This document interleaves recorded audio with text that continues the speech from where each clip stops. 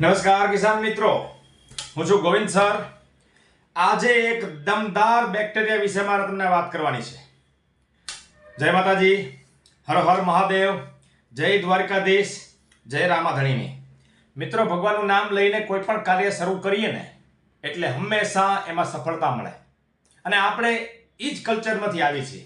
અને ખેડૂત છે ને, એ હંમેશા ખેતીથી જોડાયેલો હોય એટલે એને આ પ્રકૃતિ પહેલા વાલી હોય.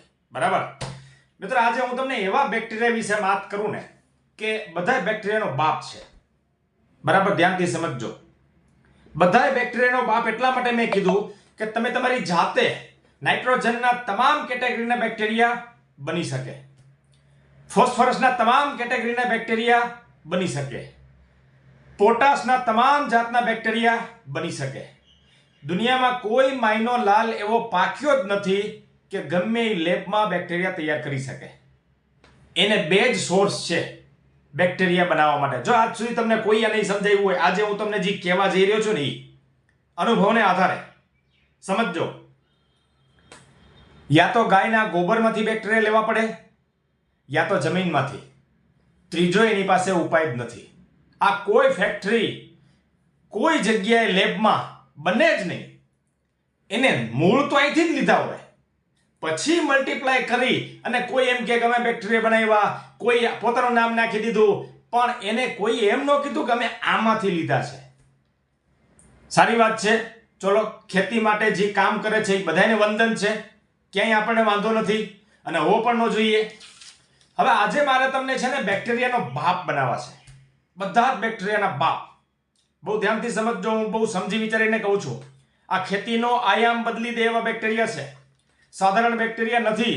અને કરીને જુઓ મિત્રો, શું કરવાનું છે પેલા સમજજો.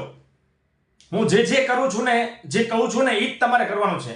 જો તમે તમારી બુદ્ધિ એમાં લડાવશો ને તો ઘણો ફેર પડી જશે. તમે અત્યાર સુધી જે વસ્તુ કરતા હોય મને કાંઈ વાંધો નથી. બદલાવ લઈ આવવું હોય, ફેરફાર કરવો હોય તો જ મારી વાત તમારે સાંભળવાની. મને એક ઝાલા બાપુએ હમણાં ક્લિપ મોકલી. મને કે સર, ખેડૂત છે ને એ હંમેશા પહેલેથી આડો જ હેલો છે, એને સુધરવું હોય તો સુધરે, બાકી ન સુધરે. એટલે તમે તમારું કામ ચાલુ રાખજો. એ કે એક માણસ સુધરે ને તોય આપણો જન્મારો સુધરી ગયો, એ હેતુથી આપણે કામ કરી છીએ. ધન્યવાદ ઝાલા બાપુ, તમે દિલ ખોલીને જે વાત કરી, મજા આવી ગઈ. કારણ કે કોન્ફિડન્સ જોઈએ મિત્રો દુનિયાની અંદર. હવે મારે વાત જે તમને કરવાની છે ને એ છે, એક મટકું લેવાનું છે પાણીનું, આપણે પીતા હોય ને માટલું. બરાબર, ધ્યાનથી સમજજો. માટલાને પહેલા પાણીથી ભીનું કરી દેવાનું, આખે આખું, પછી ખાલી કરી દેવાનું. માટલામાં પાણી ભરવાનું નથી. બરાબર. હવે ગીર ગાય, કોઈ પણ ગીર ગાય એટલા માટે કહું છું કે દેશી ગાય ચાલે. આ પૃથ્વી ઉપર ગીર ગાયનું જેટલું મહત્વ છે ને એ એકેય ગાયનું નથી. આપણે બીજી ગાયને નીચી પાડવા માટે વાત નથી કરતા, પણ એના જે બેક્ટેરિયા, એના જે કમ્પોનેન્ટ છે એ એટલા તાકાતવાળા છે કે જેની વાત ના પૂછો. બીજી કોઈ પણ દેશી ગાય ચાલે એવું નથી, પણ જર્સી નહીં ચાલે. સમજો બરાબર. ગાયનું પહેલું જે ગોબર છે, આમ તો ગોબર એટલે લક્ષ્મીનો વાસ કહેવાય. કોઈ પણ હવન કરી એટલે લીપણ કરવું પડે પહેલાના વખતમાં.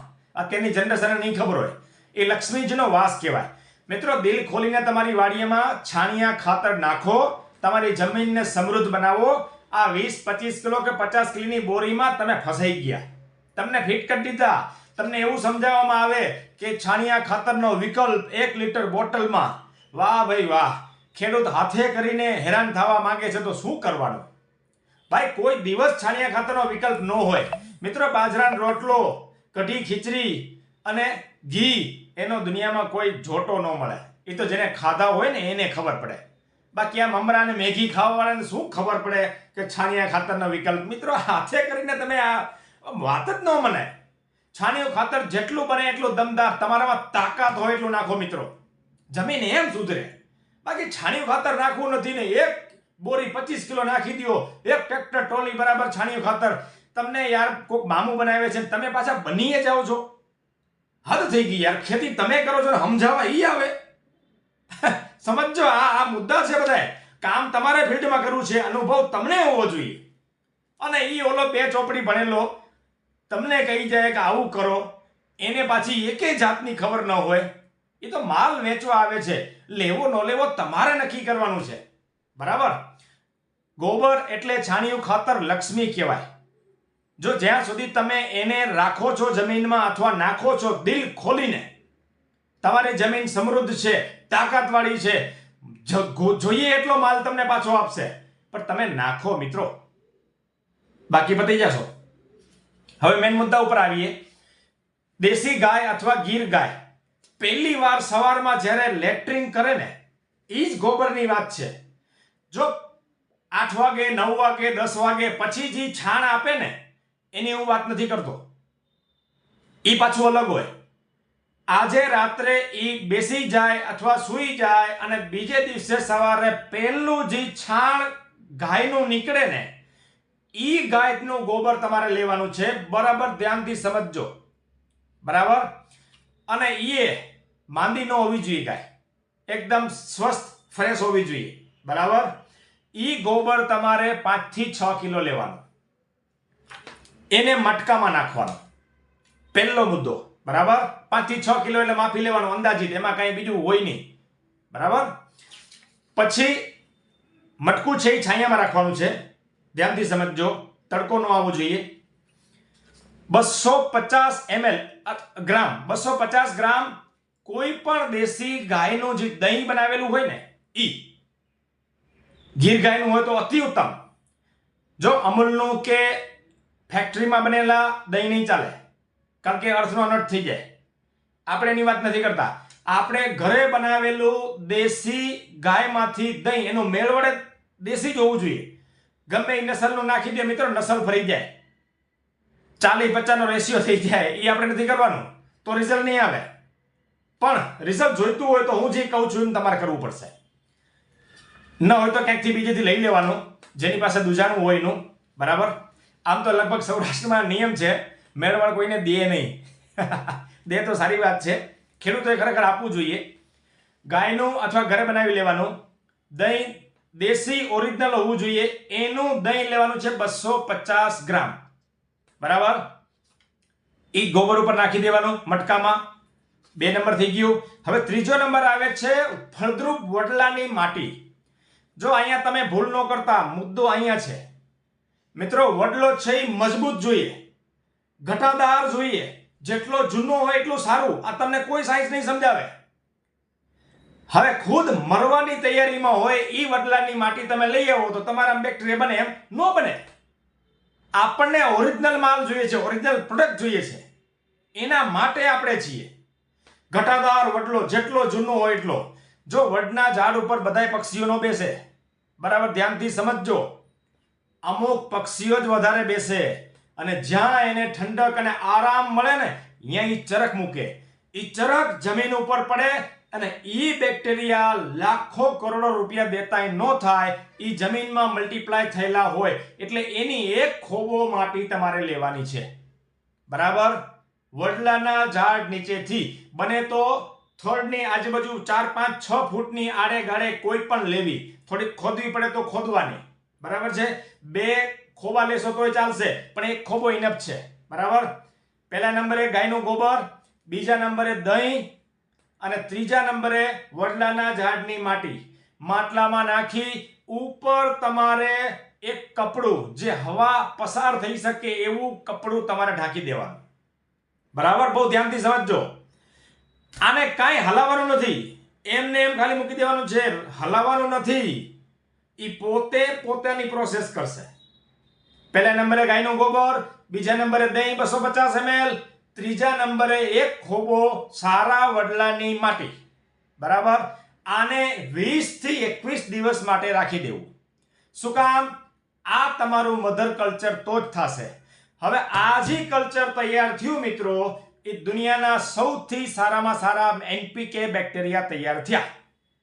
20 દિવસ પછી એમાંથી ખાલી 1 ચમચી તમે લ્યો ને, જેમ કેમ આખું દૂધ ભરેલું હોય એમાં 1 ચમચી છાશ નાખો, બીજે દિવસે દહીં. બરાબર. મેં તમને આ વસ્તુ પ્રોસેસ આપી.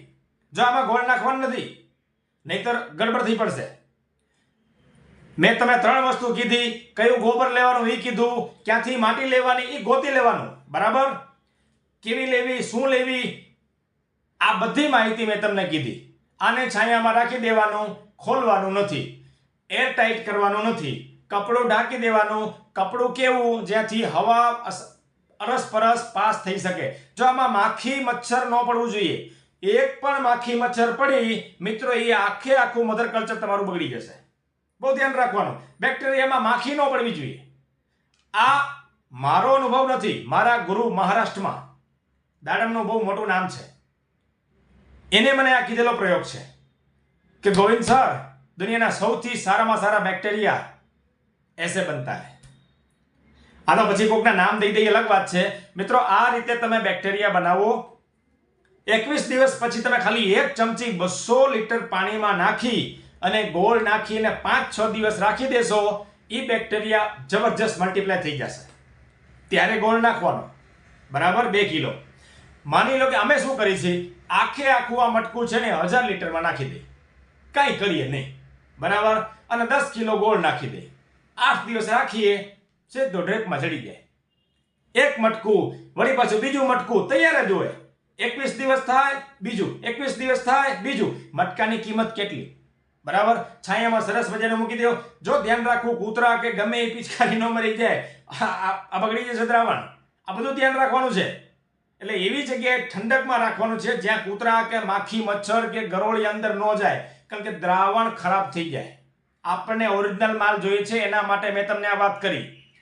આને કોઈ મગફળી ગાયના મીન્સ કે ગોબર છે એની અંદર, અથવા એરંડિયાનો ખોળ છે, અથવા કોઈ પણ માનવીનો ખોળ છે, કોઈ પણ તમને, અથવા રેતીની અંદર મિક્સ કરી અને ચોમાસામાં ઉડાડી દો, તમારા તમામ બેક્ટેરિયા આવી ગયા.